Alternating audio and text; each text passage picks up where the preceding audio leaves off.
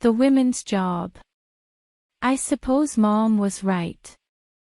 Since I first began high school, we had known that I didn't want to go to college and probably wouldn't have the opportunity anyway, considering she was our only support. She made a good living though, as a secretary to the president of her company. She had invited him and his wife to dinner a few times, and it was obvious that he appreciated her both for her skills and for herself as a person. That rapport she had with her boss really impressed me. Since she was his personal secretary, she got to travel with him to conferences and such as his personal assistant. One night early in my freshman year in high school, Mom sat me down for a heart-to-heart chat about my future. "Conrad," she said, "you really have to think about a major for high school so you will have some skill that you can sell when you graduate. Heaven knows it's a dog-eat-dog world out there and high school diplomas aren't worth what they used to be. You need to have a specialized skill." "They really don't have that much to offer, Mom," I replied. "Of the courses they offer, well, just listen: auto mechanics, wood shop, metal shop, science and math, biology, home economics, and secretarial. I can't stand the first 5 and the last 2 are for girls and I'm not a girl. Where in the world did you ever get the idea that secretarial skills are just for girls, honey?" "I don't know. Aren't they? I mean, I've never seen a male secretary." "Conrad, there are millions of things you haven't seen or heard of yet, and there are lots of male secretaries now. They're still a minority, but they are certainly out there and making a good living at it too, better than us women doing the same work, more's the pity. That really makes me mad, but there's nothing I can do about it, and things I can't do anything about aren't worth my time. Honey, I've already taught you to type. All you'd need to do to get your secretarial degree would be to learn shorthand. It's like a language, but with practice, I'm sure you could master it. But a male secretary, Mom? Come on. How many of those do you see?" "Not enough, honey. Not nearly enough. You could become a secretary to a big shot like your mom is. You could get to travel and stay in nice hotels and see the world. Doesn't that sound like fun?" "Well, yeah, it does, and since I really don't care for the others, I guess I'm sort of stuck unless I just drift through without a major." "You aren't going to let me get away with that, are you?" "No, dear." "All right, I'll take the secretarial course with a minor in home ec. Boy, am I going to take some razzying about this, as small as I am. It's going to be like being stuck in a time warp with all girls in my classes." "Honey, you're 5 feet 6 inches tall. I don't think Dustin Hoffman is much taller than that. You like girls, don't you?" "Of course, I like them, Mom. Maybe not like some of the guys do. I'm not always talking about taking them to bed, at least. I don't really know how I feel about them. I like to look at them though. I guess I'll really have to develop some friends among them considering my major." "That sounds like a fine idea, honey. A friend is a friend. It doesn't matter what sex they are." And so I went to the office and applied for a major in secretarial skills with a minor in home economics.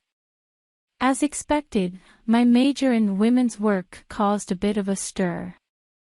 Oh, it wasn't anything gigantic, I suppose. I mean, it wasn't like I was getting picked on or called a sissy or anything like that, although that's what I'd expected. I did catch some flack from Roy. He was the star of the wrestling team. Not very much in stature himself except for all those rippling muscles and outweighing me by 40 pounds, he thought just because we were the same height, I should be as macho as him. He rarely missed an opportunity to give me a dig and even punched me once in the arm. It sent me flying into a wall in the hallway. He and the guys he was with had a good laugh and then, it was pretty much over. He didn't pursue me relentlessly like I feared he would. For some reason, that never materialized, and while my typing, shorthand, and home EC teachers were a little astounded at a boy in their class who was actually there to learn, they got over it and began treating me like any other student in the classes. That meant, for the most part, they were treating me like a girl, talking to me like a girl, and reacting to me like a girl. Mom had tried to prepare me for this. There was really no way I really could be prepared for being treated like a girl in boys' clothes though. I was getting some teasing from the girls in my home EC class especially. I think it was just a game to them. I was a novelty to be played with regardless of my feelings. I have to admit, there were a few nights when I cried myself to sleep over the lack of respect my classmates showed me. Nevertheless, I was determined to be a good student to learn what was taught, just like the girls, maybe better than the girls. I'd show them. As I had mentioned to Mom, I needed to make some girl-type friends, and after a few months of them getting used to the idea, I did make a couple. I think some of the guys were actually jealous that I was always in the company of some of the cutest girls in school. They probably thought I was getting something from my relationships that I wasn't, but this helped to buoy up my image a little. That didn't last long though, not once I really found some girl friends. Shirley and Anita were definitely two of the cutest, and they were in my classes. I decided that if I had to keep company with girls, it might as well be the cute ones, and made a concerted effort to win their friendship. It wasn't easy. They quite naturally questioned my motives, but by the end of the second quarter, Shirley and Anita were my closest pals. They were both cheerleaders and hung out with Barbara, who was the head majorette. I don't know if it was the fact that I was soft-spoken and polite or what, but they sort of adopted me. Since I began the secretarial course, there weren't many guys who wanted to hang with me anyway, so I was grateful for the company. I spent quite a bit of time at Anita's house and her folks seemed to like me. They must have. They let me be alone with her any old time, and they didn't do that with any other boys. I suppose I had become obviously non-threatening as a boy, too well-mannered, polite, and considerate. I even helped Anita with some of her household chores, for which she made me wear a frilly, full-cover apron. By the end of my sophomore year, I was up to 80 words per minute, WPM, in both typing and shorthand. My only problem seemed to be that I was having somewhat of an identity crisis. I was spending so much time going to school with and hanging out with girls, I'm afraid I began to act like one of them. Honestly, I couldn't believe some of the things I'd said lately and the way I was acting, GAWD. I became animated in my conversations and giggly, my voice rising and falling and reaching higher registers. I began to walk and talk and carry my books like them. If I didn't know better, I'd think I was gay, which, of course, I wasn't, but it was easy to see a shift in the boys' attitudes toward me. It hadn't been good. Now they definitely looked down at me like the lesser creature they thought girls to be, objects to be pursued and conquered for their pleasure. The other girls, whoa, see what I mean? I wasn't even thinking like a boy anymore. Shirley and Anita had begun treating me like a sister instead of a brother, and I swear I was beginning to envy them, the way their bodies were changing, and the cute clothes they got to wear. I became worried and a bit withdrawn, even from my pals. One thing I found out in a hurry. If I didn't want to be embarrassed, I shouldn't go shopping with those two. I mean, really. Instead of letting me goof off in the aisle of the mall like they would with any other boy, they'd haul me into the stores with them and hold up things, intimate things, and skirts and dresses and stuff to my body and try and coax me into the stuff, as if I really cared. Maybe they thought I really did care. I suppose it would have been better if they were in teasing mode, but they definitely were not having giggle fits. I could never pass myself off as a girl no matter how I talked or acted, I said. We don't agree, Conrad. In fact, Shirley and I have decided that you'd make a really cute girl with that shoulder-length hair, and we want you to let us dress you up and prove it to you, give you a makeover. Are you serious? I'm not a sissy. We never said you were, Conrad. Girls aren't sissies. We're just being ourselves, our feminine selves. We think there may be a feminine self in you, to Conrad. We've never been more serious, and we aren't trying to be mean or anything either. Since we've been friends, you've come to act like us and talk like us, and well, haven't you ever wondered what it would be like to look like us and wear all these soft, pretty things? Do I have to answer that? Yes, you do. You have, haven't you? Gee, Anita, you're really putting me on the spot. You'll have it all over the school if you get me all fixed up and I find out that I like it. No, Conrad, we won't. Friends don't do that kind of thing to each other. We are friends, aren't we? Of course we are. Best friends, I hope. Good. Then it's settled. Be at my house after the game Friday night.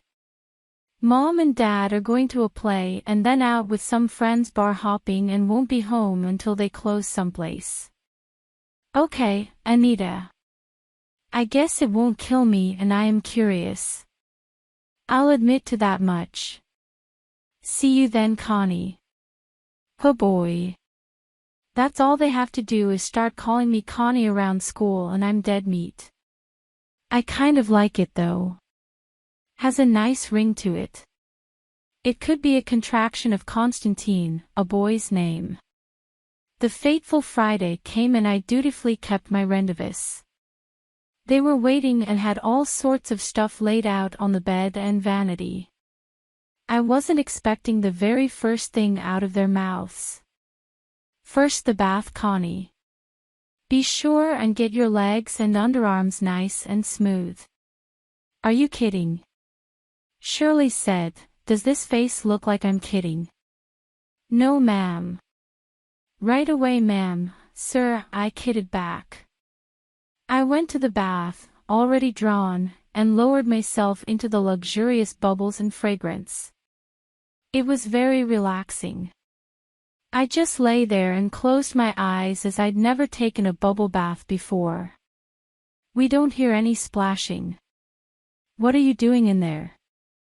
That woke me up and I began doing the expected, denuding my almost hairless, soft, and flabby little body. When they heard me working, Shirley zoomed in and grabbed my clothes, leaving me nothing but a filmy robe and a pair of panties. Great. Now I've entered the lion's den for sure. Thank heaven for the bubbles covering my nakedness. I just knew they were going to do a number on me, so after I dried off, I put some lotion on my legs and dusted myself with bath powder. I'd show them I wasn't afraid. Ha! I was afraid. Once they had their hands on me, they treated me just like another girl. Well, that was nothing new anymore, but I still had some modesty left. Connie, girls see each other all the time. It's no biggie, so reach in there and tuck that little thing away. My 10-year-old brother has one just like it, the same size even. Hey, that hurt. Sorry. Sometimes I'm too truthful for my own good, Anita said apologetically. Take this garter belt and put it around your waist and snap it closed, then spin it around and pull the garter through the panties. Now sit and put on your hose like this. Shirley showed me and I rolled them up my now slick legs, all the while feeling new sensations as the silky film encased my now feminized feet and gams. Now this bra with shelves in it over your arms. Anita fastened it and reached down behind the cups and pulled my fat up into the cups. The effect gave me weak knees and an instant bosom. I wasn't really at all fat in the usual sense, just soft. I had never realized just how soft until she did that to me. Now sit at the vanity and we'll do your makeup for you this time. Pay attention. They tweezed and penciled and lined and mascara blushed, and put a creamy mocha-colored lipstick on me after first outlining my mouth with a brush. The hot rolled my hair, back combing it into a fluffy girl style with tendrils coming down beside my ears. All right, stand up, Connie. Now the slip. Good. Now this brocade party dress with a full skirt. I think your first time should be something special and I love this dress. I think you will too. She zipped me up the back. I was locked in with no way out until they let me out now. All right, Connie. Try on your first pair of high heels. I held on to Shirley and stepped into them. Oh, wow. What a feeling. I was so flushed all of a sudden, I thought I was going to faint. Waves of femininity that must be in the atmosphere all the time washed over me, bathing me in warm, fuzzy ecstasy. They stood back to admire their handiwork. They didn't say a word. I was afraid they were disappointed. Then out of Anita's mouth came, "Damn, girl. You are a fox. Go look." I did my best to walk over to the full-length mirror gracefully and halfway succeeded in the 3-inch pumps. I looked. All I could see was Connie in a lovely party dress. All I could feel was Connie.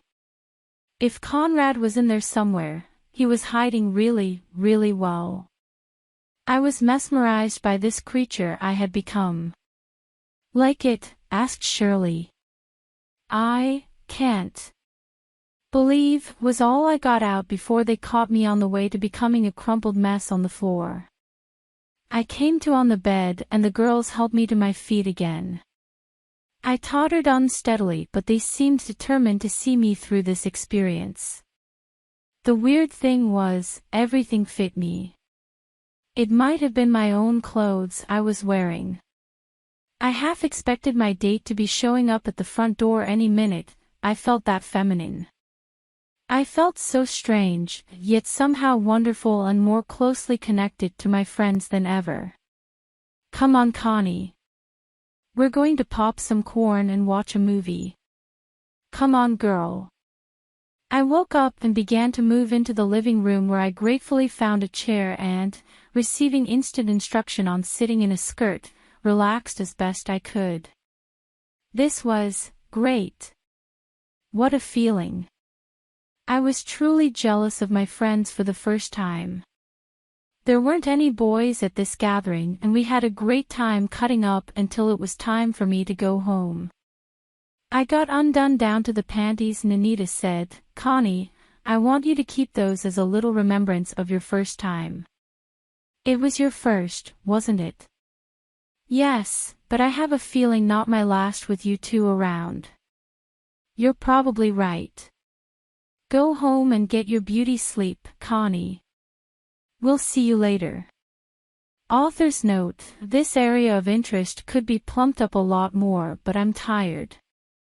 Well, Shirley, said Anita, what do you think? I think our friend is going to be a lovely bride someday. I hope she invites us to the wedding. Me too. Let's not keep her waiting so long for her next time. I think we could really turn her into a girl. What do you think, Shirl? I think I can get her some hormones. Why don't we try? I'm up for it. All she needs is some properly placed fat and some training. When I got home, Mom was up doing her worrying mother routine and on seeing me said, "Well, you look interesting. How was the game?" "Great, Mom. We won." "And what did you do after?" she asked with a most peculiar look on her face. Went over to Anita's for popcorn and a movie. Well, it was true. I just didn't volunteer anything. You'd have to know my mom. I didn't have to volunteer. You've still got some eyeliner on, honey, and there's still some foundation up by your left ear. Better go clean it off. I swear that's all she said. Nothing more. I went and looked in the mirror and saw what she saw, an imitation of Connie in drag as Conrad. Now the fat was in the fire. My next screw-up came when I threw the panties in with my washing and Mom found them. Being much too small for her, she knew exactly who they belonged to, me. She had purposely put them on the top of the pile she handed me to put away. Conrad, is there something you'd like to tell your mother? There they were, staring me right in the face, not 6 inches from my nose, and I said, I'd rather not, Mom, if I can get away with not. All right, dear. Just let me worry. I'll be fine. Oh great. We weren't even Jewish and she was doing the Jewish mother bit on me. Okay, Mom. The girls dressed me up, all right. Did they make fun of you? No. They wanted to confirm their suspicions. And did they? Yes. You liked it? I was overwhelmed. It was incredible. Yes. Is that enough? Okay, honey. You're going to do it again, aren't you? Probably. Good night, sweetheart. Good night, Mom. Boy, was that strange or what? She didn't bat an eyelash. Anita. Yes. This is Mrs. Wells, Conrad's mother. Could you come over for a few minutes for a chat? Sure, I guess so. Is there something wrong? Not exactly, dear. I just want to talk to you and clear up a few things. All right. I'll be right over. Upon Anita's arrival. Hello, dear. Come in and have a cup of tea. Anita sat at the kitchen table and Mrs. Wells put the water to boil. Anita, Conrad has been looking and acting quite girlish for quite some time, and now I understand that you dressed him up completely from head to toe. Is that true? I'm sorry, Mrs. No, dear. You misunderstand. I think you may have done him a favor. What were his reactions? He fainted.